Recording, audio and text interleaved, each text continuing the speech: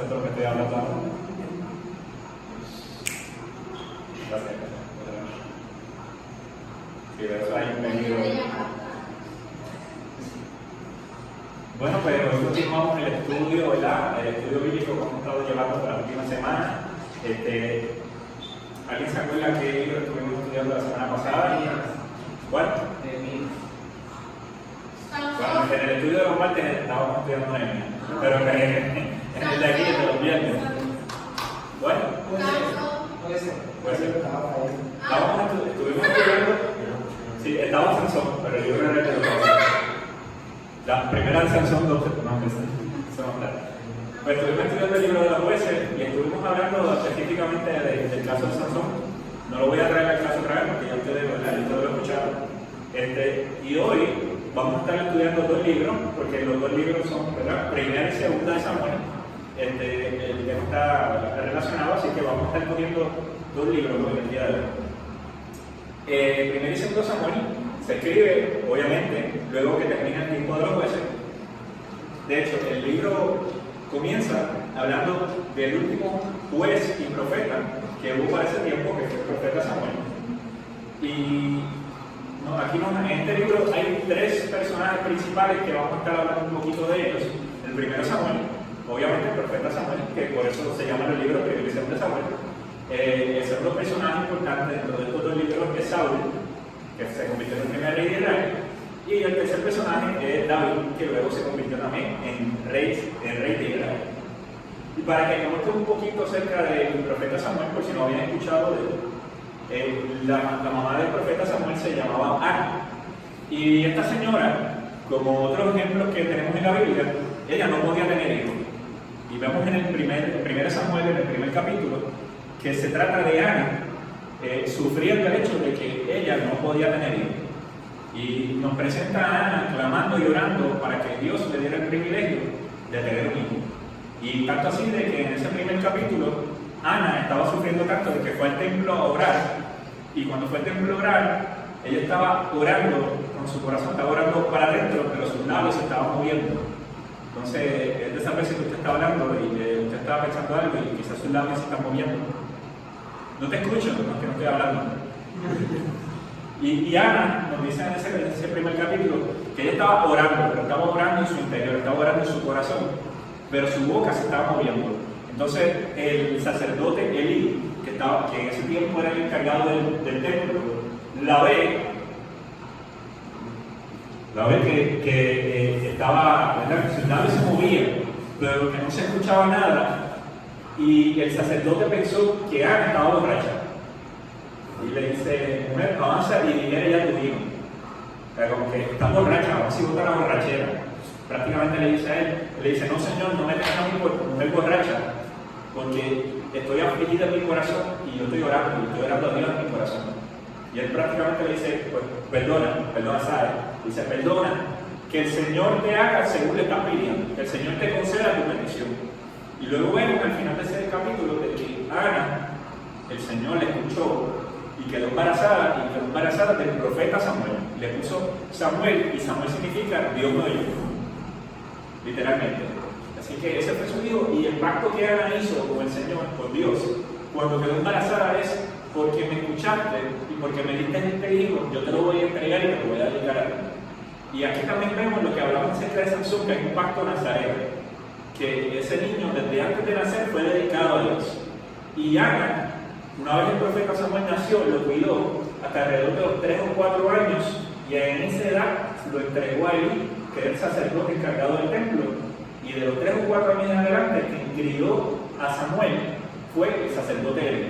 Ya no estaba más con su mamá Ana, porque Dios le escuchó, lo entregó a Dios para el servicio desde los 3 o 4 años que él estaba en el templo. Samuel fue criado por el sacerdote Elí, y en ese momento en el templo estaba lo que se conoce como el Arca del Pacto. Yo les hablaba anteriormente del Arca del Pacto. ¿Alguien se acuerda que era el Arca del Pacto? No es el Arca de Noé, no es donde se montaron para ahogarse. El Arca del Pacto era un cofre, un cajón que se hizo para el tiempo de Moisés, y ese cajón estaba hecho de madera de acacia, que era una de las mejores maderas que había tiempo y estaba cubierto por dentro y por fuera con oro. Y allá adentro había 3 elementos. Había dentro del arca del pacto. Estaba un pedazo de maná. ¿Se acuerdan del maná? Que yo lo había hablado. Pues ese maná no se desapareció, ese maná lo pusieron dentro del arca del pacto. Dentro estaba también la vara de Aarón. Y dentro estaban las 2 tabletas con los 10 mandamientos. Dentro del arca del pacto. Y ese arca del pacto en ese tiempo era símbolo de la presencia de Dios. O sea, donde estaba el arca del pacto, se suponía que la presencia de Dios estaba en ese lugar. Y donde estaba Samuel en el templo, ahí estaba el arca del pacto. En 1 Samuel 3 y 4 nos dice: y Samuel estaba durmiendo en el santuario cerca del cofre. En otras palabras, estaba durmiendo cerca del arca del pacto. Dice, y todavía estaba encendida la lámpara de Dios. Y el Señor llamó: Samuel, Samuel. ¿Y qué pasó aquí? Pues Samuel, no sabemos qué edad tenía, pero pensábamos que era un jovencito, quizás era un adolescente, quizás todavía era un niño, no se sabe la edad exacta. Pero de repente Samuel está durmiendo y Dios lo llama audiblemente y le dice: Samuel, Samuel. Él nunca había escuchado la voz de Dios y él piensa que es Elí, el sacerdote, que lo está llamando. Y él se levanta, va donde el sacerdote Elí y le dice: sí, mande, jefecito. Le dice: sí, usted me llamó. Y él: no, yo no te he llamado. A usted le ha pasado eso, ¿verdad? Si usted está en su casa y usted escucha como que lo llama y: mami, ¿tú me llamaste? No, yo no te he llamado. O como su hermano, su hermana: ¿tú me llamaste? No, yo no te he llamado, pero es que yo escuché que me llamaron. No, pero yo no te he llamado. Ah, bueno, está bien. Pues entonces nos narra la Biblia, dice capítulo 3, de que Samuel se fue a dormir otra vez. Se quedó dormido y de repente escucha nuevamente que lo llaman: Samuel, Samuel. Nuevamente él se levanta pensando que es el sacerdote de Elí y va otra vez donde él: sí, mande, jefecito. Yo no te he llamado. Vete y duerme otra vez porque yo te estoy llamando. Va una tercera vez, se acuesta a dormir y se repite exactamente lo mismo. Dios llama a Samuel y le dice: Samuel, Samuel. Cuando va, entonces, y le dice aquí otra vez: me llamaron, me llamaste. Y esta vez Elí por fin le hizo clic. Por fin se le encendió el bombillo y él dijo: esto tiene que ser que Dios está llamando a Samuel. Y le dice: vete y acuéstate otra vez. Y se escucha esa voz que te llama, le dice: habla Jehová porque tu siervo oye. Y ahí, él se fue a dormir, Dios lo llamó nuevamente, y ahí él le dijo: habla Jehová que tu siervo oye. Y ahí Dios le dio el primer mensaje que le dio el profeta Samuel. Ahí comenzó verdaderamente su ministerio como profeta. Y lamentablemente el primer mensaje que Dios le dio a Samuel era diciéndole que los hijos de Elí, o sea, los hijos del sacerdote encargado del templo, eran unos profanos, que no servían a Dios, le habían dado el espalda a Dios. Y el primer mensaje era prácticamente un mensaje de muerte para esos 2 hijos de Elí. Qué tremendo mensaje, el primer mensaje como profeta. Que le vayas a decir a quien era tu encargado, a quien te crió: mira, tus 2 hijos son unos pecadores. Y Dios se los va a llevar, porque son los pecadores. Y ese fue el primer mensaje que Dios le entregó a Samuel como profeta. Ahí comenzó su ministerio. ¿Y qué pasó? Dios entonces puso a Samuel no solamente como profeta, sino que lo puso como juez. Y les decía que fue el último juez de ese tiempo. La semana pasada yo les dije que un juez era una persona que Dios asignaba a guiar a su pueblo, a gobernar a su pueblo por un tiempo específico. Y los ayudaba a guiarlos y los ayudaba a sacarlos de problemas. El pueblo de Israel es un pueblo que usted, a través del Antiguo Testamento, usted lo ve continuamente que está metiendo la pata, que está cometiendo errores, que está dando la espalda a Dios. Pues eso era lo que Dios hacía con los jueces, lo asignaba para que guiara a su pueblo. Y Samuel fue ese último juez y profeta. Y Dios entonces le habla a Samuel y le dice: el pueblo está pidiendo un rey. El pueblo no era gobernado por nadie. Decía que el juez designado por Dios era quien guiaba al pueblo. Pero entonces el pueblo de Israel comenzó a sentir envidia de los otros pueblos que los rodeaban, porque los otros pueblos tenían un rey, tenían un hombre que los gobernaba, tenían un rey. Y nos dice la palabra de que ellos comenzaron a desear ser como las demás naciones que tenían un rey. Y dice lo siguiente: dice, pero Israel pidió un juez porque ya no querían jueces. ¿Y saben por qué los israelitas no tenían un rey? Porque Dios era su rey en ese tiempo. Dios era el rey de Israel en ese tiempo, pero ellos querían ser como las demás naciones, querían tener un hombre que los gobernara. Y en 1 Samuel 8, 4 y 5 dice: finalmente todos los ancianos de Israel se reunieron en Ramá para hablar del asunto con Samuel. Y le dijeron: mira, Samuel, ya eres anciano. En otras palabras, ya tú estás viejito, ya tú estás a punto de irte. Le dijeron: ya tú eres anciano y tus hijos no son como tú. Cuando Samuel era un jovencito, le tuvo que decir al sacerdote Elí que sus hijos no servían a Dios, no eran como él. Pues miren qué cosa, que cuando Samuel ya es un hombre mayor, es un anciano, el pueblo le tiene que decir: queremos un rey porque ya tú estás viejito, ya tú estás por morirte y tus hijos no son como tú. Tus hijos no sirven a Dios. Así que queremos a alguien que nos gobierne, queremos un rey que sea el que nos lidere.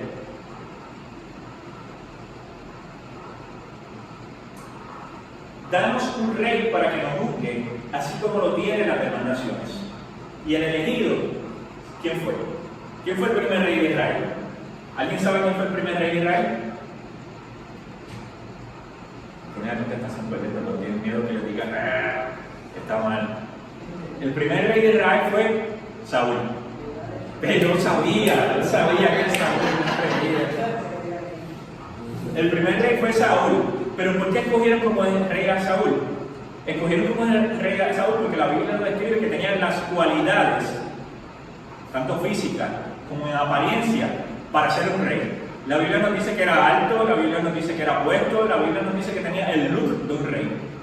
Y porque se veía como un rey, el pueblo lo escogió como un rey. Pero no fue que Dios lo escogió a él como un rey.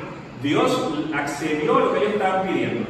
Pero todas nuestras decisiones tienen una consecuencia. El elegido fue Saúl, y aparentemente tenía todo para ser el rey. Y entonces Samuel ungió a Saúl por bendición del pueblo para que fuera el próximo rey. Y en su primera batalla venció a los amonitas, que era un pueblo que constantemente también estaba en guerra con Israel.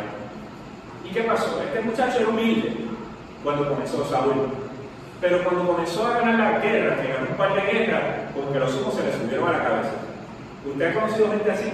Que son como humildes, son de los más calladitos, de momento le dan como que la oportunidad de ser líder en algo, o le dan la oportunidad de, no sé, de tener, qué sé yo, el rey de corazones en San Valentín, no sé, no me puedo inventar nada, no me sale nada.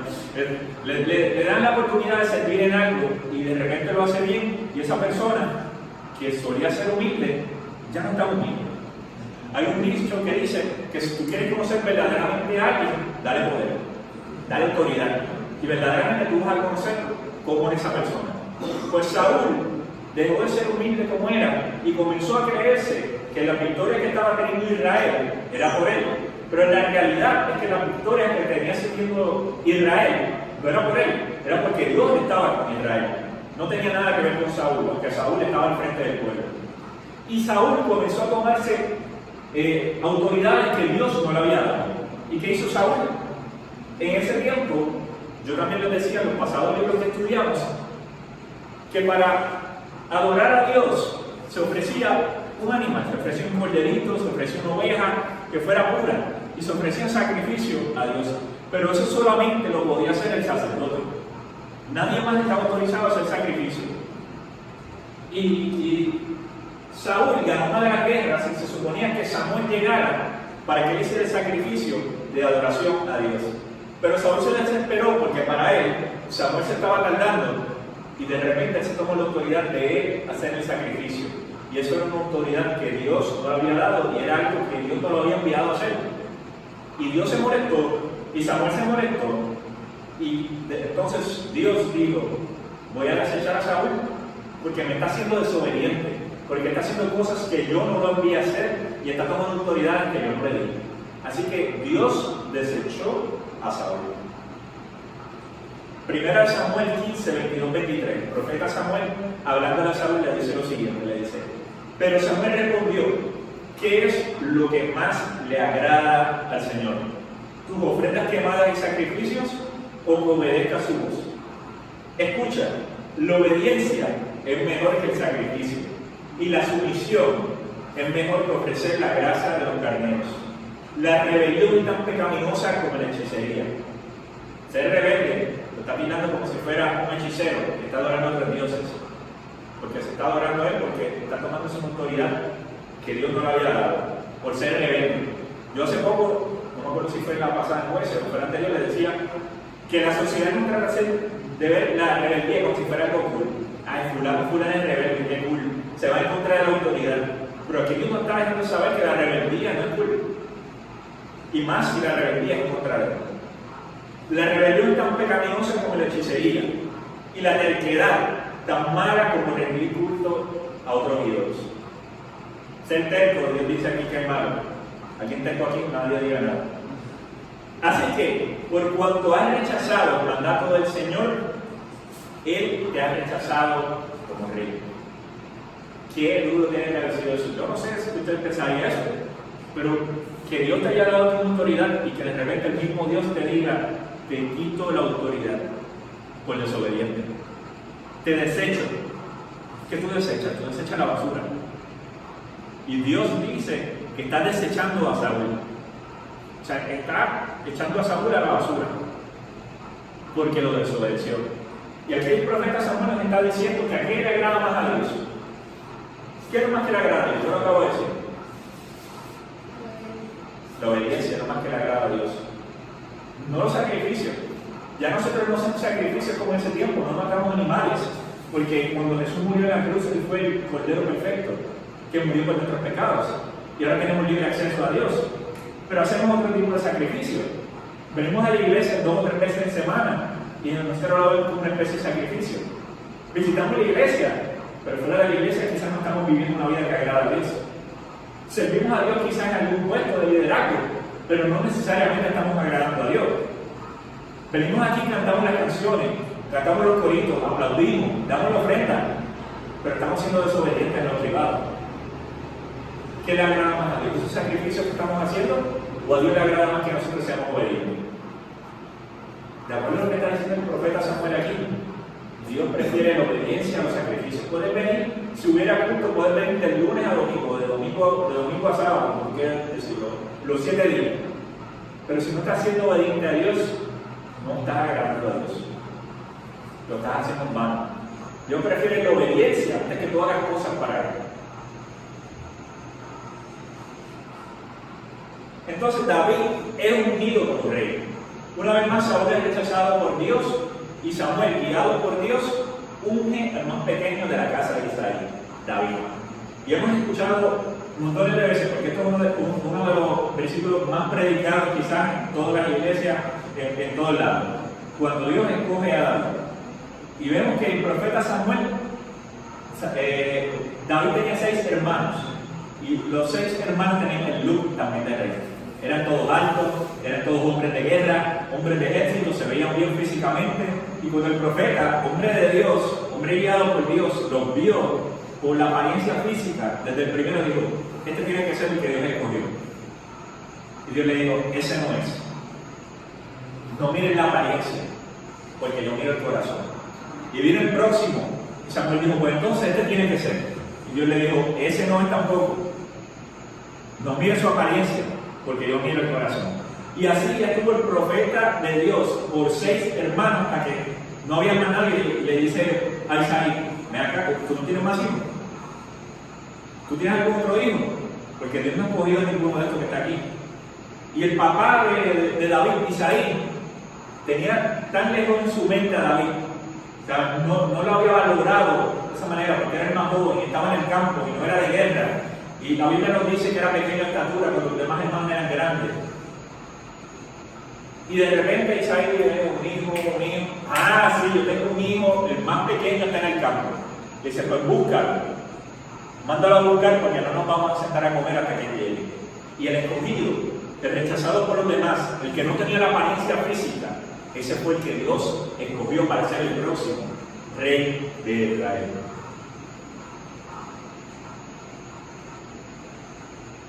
Les voy a hacer una pregunta, no sé si a ustedes no les gusta que yo le haga, que me gozo cada vez que le hago la pregunta, porque me pongo la piel. ¿Qué diferencia hay entre mirar la apariencia de alguien y mirar el corazón de esa persona? Yo le acabo de leer el versículo, se la estoy poniendo fácil. ¿Qué diferencia hay entre mirar la apariencia, que a veces nosotros miramos cómo alguien aparenta ser, cómo alguien se ve, cómo alguien está vestido? ¿Cuál es la diferencia entre mirar la apariencia y mirar el corazón, ver cómo verdaderamente es esa persona.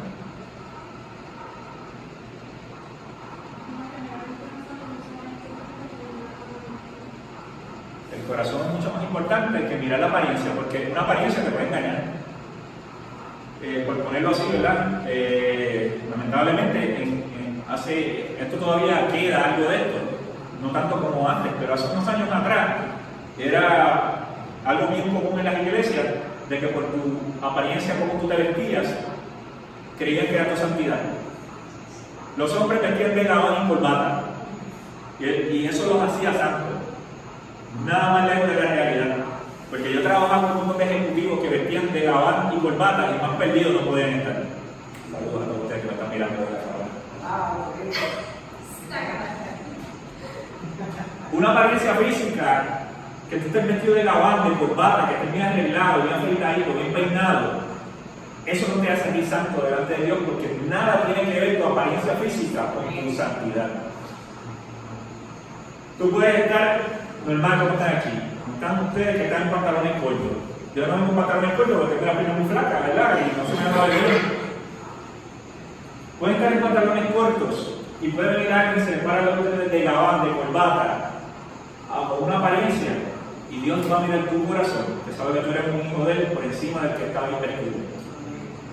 ¿Por qué? Porque Dios no mira la apariencia, Dios no mira lo que aparenta ser, porque las apariencias engañan.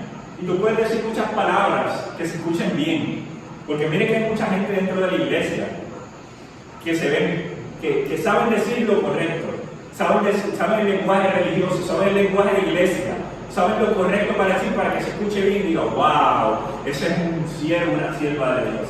Pero más perdidos no pueden estar. Porque saben decir lo correcto, pero su vida, su testimonio no refleja lo que ellos están diciendo con sus palabras. Y Dios no mira la apariencia, Dios mira el corazón. David tuvo muchos logros sorprendentes a través de toda la palabra, esa primera de Samuel, segunda de Samuel, a través de crónicas y a través de todo lo que se predica de la palabra de Dios. David es uno de los focos principales de la palabra de Dios. Y se llamaba David, se le decía a David un hombre conforme al corazón de Dios. Ya mismo les voy a explicar por qué le decían así a David. David mató a Goliat, mató al gigante, y Saúl le tuvo envidia por haber matado al gigante, porque Saúl no se atrevió a enfrentarse a Goliat. Saúl era el rey, Saúl era hombre de guerra, y estaban los hombres del ejército de Saúl ahí, y Goliat lo retaba, y lo estuvo retando por 40 días corridos. Alguien que quiera pelear conmigo, y nadie se atrevía a pelear con él. Entonces viene el papá de David y lo envía para que le envíe un pancito, una libra de pan y unos quesitos a los hermanos que están en la guerra, y llega David allí con su canastita, y llega allí y de repente escucha que Goliat está retando el pueblo de Dios, y le dice, pero ven acá, ¿quién es este tipo que está retando aquí el pueblo de Dios?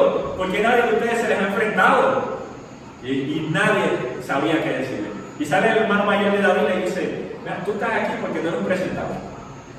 Mira qué cosa, él está allí y se enoja porque están atacando a Dios, y él se ofrece, y el hermano le dice, tú estás aquí porque eres un presentado. Usted sabe que, claro, si usted es hermano mayor, o usted es hermano menor, usted sabe que esas cosas a veces funcionan. Y dice, usted no va a averiguar, le dijo el hermano. Le dice, pero ven acá, que yo te he hecho a ti. No lo dice esas palabras, pero usted después el texto para que lo vea. Y David le dice, pero ¿qué te he hecho yo? Yo no he hecho nada. Y David enfrenta a Goliat con una onda, y estoy hablando de una onda, ¿verdad? Con la guagua, con la guaguita onda, con una onda, un tiravete, usted quiere decir, y una sola piedra, y mató a este gigante que medía más de 9 pies de estatura. 9 pies de estatura. Sabrá Dios cuántas libras de peso. Ese animal pesaba. Pero a pesar de sus logros, de todos los logros que David tuvo, de todo lo bien que se habla de David, David también tuvo sus errores, porque no era perfecto. Y David lamentablemente también tuvo pecado en su vida. Y describen a David como un hombre conforme al corazón de Dios. En muchas ocasiones David, cuando Saúl lo perseguía, él tuvo el chance, tuvo la oportunidad de hacerle daño a Saúl para defender su vida. Pero él, respetando a Saúl, cada vez que le decía, mira, Saúl está ahí y no se ha dado cuenta que estamos aquí, vamos a matarlo, y salimos del problema. David decía, no, porque ese es el hombre que Dios escogió para ser el rey de Israel.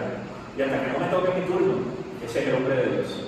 Y nunca le faltó el respeto y nunca tocó a Saúl.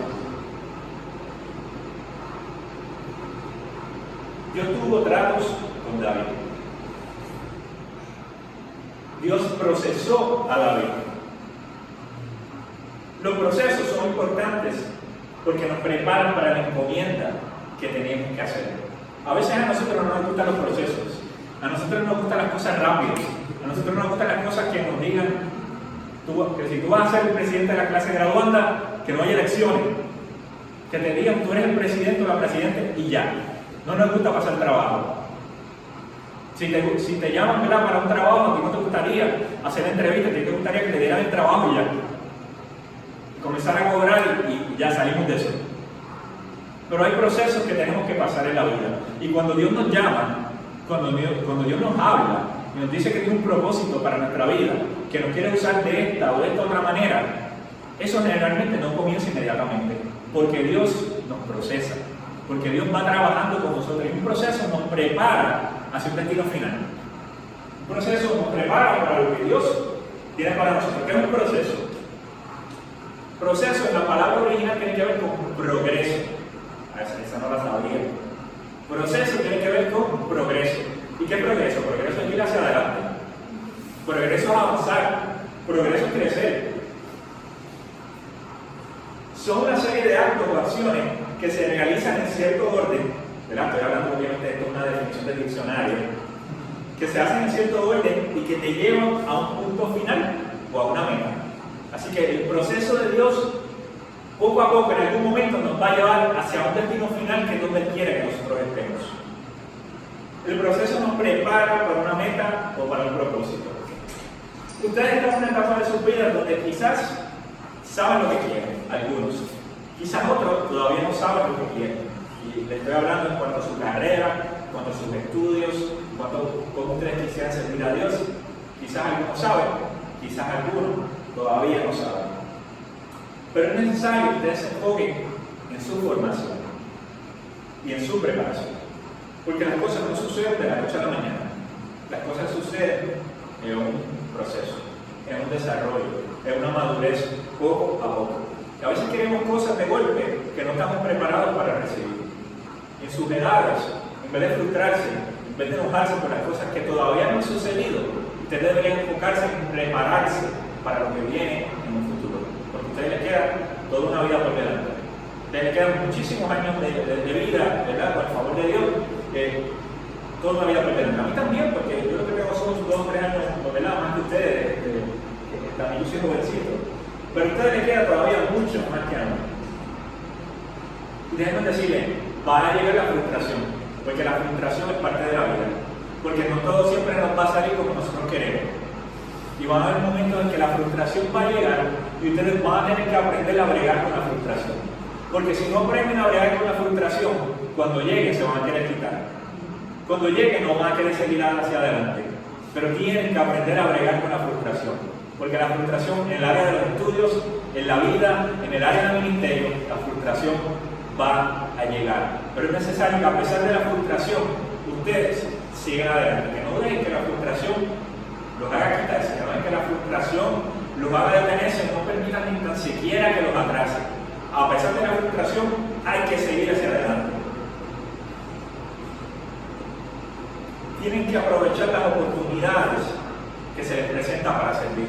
Dentro de la iglesia, yo creo que todos ustedes han tenido la oportunidad de servir de una u otra manera. Y eso es parte de un proceso. Y posiblemente según usted siga sirviendo, siga ayudando a los demás, Dios le va a seguir entregando cosas y Dios lo va a seguir usando de diferentes maneras. Y de aquí a yo no sé cuánto tiempo, 2, 3 años, 4, 5 años, usted va a estar en un lugar donde quizás usted no pensó estar. ¿Por qué? Porque usted se dejó moldear por Dios, dejó que Dios lo procesara y Dios vio su humildad.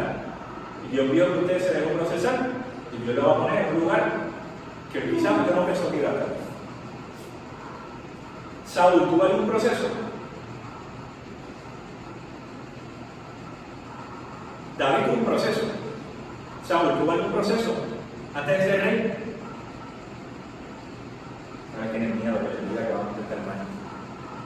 Saúl no tuvo ningún proceso. Él fue rey porque el pueblo quiso que él fuera rey. Y de repente, entre medio de la multitud estaba él, y el pueblo dijo que quería que él fuera el rey, y lo escogieron como rey. Ya, de repente, de la nada, es el rey. No tuvo proceso y no supo afrontar el éxito que de repente estaba teniendo y se lo atribuyó a él y se fue a la humildad y desobedeció a Dios. Y eso le costó el reinado. Pero David tuvo que esperar años desde que Samuel lo ungió como rey hasta que él llegó al palacio. Tuvo que ser perseguido, tuvo que matar a Goliat, tuvo que ir a la guerra, tuvo que huir de Saúl, tuvo que hacer un montón de cosas. Se estima que pasaron de 10 a 12 años desde que David fue ungido hasta que llegó al trono. Imagínense, de 10 a 12 años, tú sabiendo que vas a ser rey y tenés que esperar todo ese tiempo para ser rey. Claro, no ha esperado tanto como los de Inglaterra, porque la reina de Inglaterra tiene como 95 años y el hijo tiene no sé cuánto, como 60 y pico, 70 y pico, y está esperando para ser rey, y la señora sigue, ¿verdad? Sigue cumpliendo años. Y el hijo tiene que estar desesperado por ser el rey, y no ha sido el rey, porque la señora sigue viva. Pero aquí David esperó de 10 a 12 años y fue procesado. Y cuando llegó al trono, supo qué hacer, porque se dejó procesar por Dios. En 2 de Samuel, entonces comienza el reinado de David. Saúl murió en una guerra, murió en una situación difícil, después de haber perseguido a David. Su hijo, Jonatán, murió junto con él. Y David entonces primero se corona rey de Judá y después lo coronan como rey de Israel. A pesar de ser el rey más conocido de Israel, David tuvo muchas manchas en su reinado. Uno de sus errores más grandes fue haber pecado con Betsabé. Y esto yo lo estuve estudiando desde principios de semana, y de casualidad, como eso de las 5, 5 y media de la tarde, de repente me llega un live de Rita Arias, que estaba ahí, y cuando empecé a escuchar, tenía que ver con ese tema precisamente, tenía que ver cuando David pecó con Betsabé. Esto yo lo voy a hablar de lo que ya yo había estudiado, y después le voy a hablar un poquito de lo que también escuché. Nos dice el capítulo 11 que en los tiempos que los reyes iban a la guerra, David escogió quedarse en el palacio, y ese fue el principio del problema. En los tiempos de David, los reyes no estaban en el palacio, poniendo aire acondicionado, viendo Netflix y viendo cómo los demás van a la guerra. En los tiempos de David, los reyes eran los primeros que estaban en el campo de batalla. El que iba delante del ejército eran los reyes de ese tiempo. Pero David nos dice aquí, en 2 de Samuel, que por alguna razón, en el tiempo que los reyes iban a la guerra, David decidió quedarse en el palacio. Y ese día que él decidió quedarse en el palacio, está dando una vuelta por la terraza, caminando. Me imagino que el palacio estaba en un lugar alto. Y según iba caminando por la terraza, por el balcón del palacio, de repente miró hacia algún lugar abajo, las casas que están, y de la altura vio que había una mujer que se estaba bañando. A la intemperie, obviamente, lo vio desde arriba, y vio a esa mujer que estaba ahí desnuda, se estaba bañando. Y él, siendo el rey, teniendo toda la autoridad de ese tiempo, mandó a buscar a esa mujer y tuvo relaciones con esa mujer sin ser su esposa. Esta mujer tenía esposo, y el esposo de esta mujer se llamaba Urías, y era uno de los jefes del ejército de David. Y el rayo. Y estaba en la guerra bañando, mientras David estaba cogiendo aire y viendo a su mujer bañándose desde el palacio. Entonces David se suponía que estuviera en la guerra, y por no estar en la guerra, se venía el problema. Si dejamos de hacer lo que se supone que es nuestro deber, es posible que nos encontremos con tentaciones en medio del camino. Algunas de esas tentaciones nos pueden llegar hasta por aburrimiento, simplemente porque no estamos haciendo nada. ¿Saben? Muchas veces Dios nos habla a nosotros y Dios nos dice, quiero que hagas tal cosa. Y Dios nos da una orden clara, nos habla a través de la palabra, nos habla a través de un profeta, nos habla a través de alguien, nos da unas instrucciones. Y nosotros no hacemos lo que Dios nos dijo que hiciéramos. Por vagancia, por olvido, por lo que sea. Dios nos da instrucción y simplemente no lo hacemos. Y por no hacer lo que hacemos, muchas veces nos metemos en problemas y nos metemos en dificultades porque no estamos siendo obedientes a lo que Dios dijo. Por David no hacer lo que se supone que hiciera, que era ir a la guerra, no solamente fue tentado, sino que se dio a la tentación, se acostó con esta mujer cometió adulterio y luego tuvo que cometer asesinato, porque tuvo que mandar a matar al esposo de esta mujer, porque lo mandó a buscar a la guerra con la excusa de que estuviera con ella, para que pasara por ficha de que la había embarazado, era él, su esposo. Y lo trató de emborrachar y después lo mandó para la casa. Y el tipo, con todo eso que estaba borracho, dijo: no, yo no voy para mi casa, porque mi ejército está peleando allá, como yo no voy para mi casa a estar con mi mujer. Si mis hombres del ejército están allí peleando, yo no puedo hacer eso. Y lo intentó una vez y no salió. Y al otro día lo emborrachó nuevamente y lo trató de enviar a la casa nuevamente y se negó. Y lo mandó de nuevo para la guerra y le envió un email al jefe del ejército.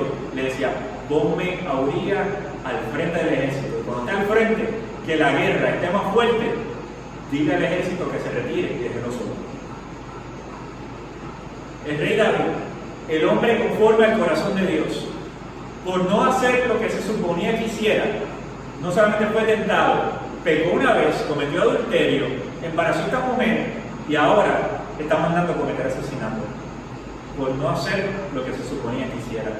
A veces nosotros nos metemos en problemas por no hacer lo que se supone que nosotros hagamos. Y no por ignorancia, sabemos lo que nos toca hacer. Sabemos que nos toca servir a Dios. Sabemos que nos toca leer la palabra. Sabemos que nos toca orar. Pero entonces nos podemos hacer cualquier otra cosa menos lo que se supone que hagamos. Nos podemos agotar el tiempo viendo el timeline de Facebook. Yo también lo veo, pero yo no me dedico todo el día a estar viendo el timeline. Nos dedicamos entonces a estar hablando por WhatsApp. Nos dedicamos a estar viendo Netflix. Entonces dejamos a Dios de lado y nos olvidamos a Dios cuando Dios nos da unas instrucciones claras de lo que Él quiere que nosotros hagamos. Y de repente llega la tentación, llegan las malas noticias, llegan los problemas y no sabemos qué hacer y nos metemos en problemas por no hacer lo que se suponía que nosotros hiciéramos. Y eso es desobediencia.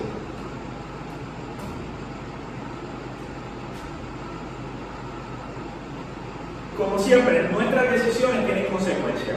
Y aunque la misericordia de Dios siempre nos ayuda y nos cuida, los errores pueden perseguirnos, como en el caso de David. David, después que cometió asesinato y que esta mujer iba a dar a luz, Dios le advirtió de que ese bebé no se iba a dar. Y el bebé nació, el bebé enfermó, el bebé murió, por consecuencia del pecado de David. Porque hay pecados, hay errores, que como decía la semana pasada, quizás por un corto tiempo vamos a tener consecuencias.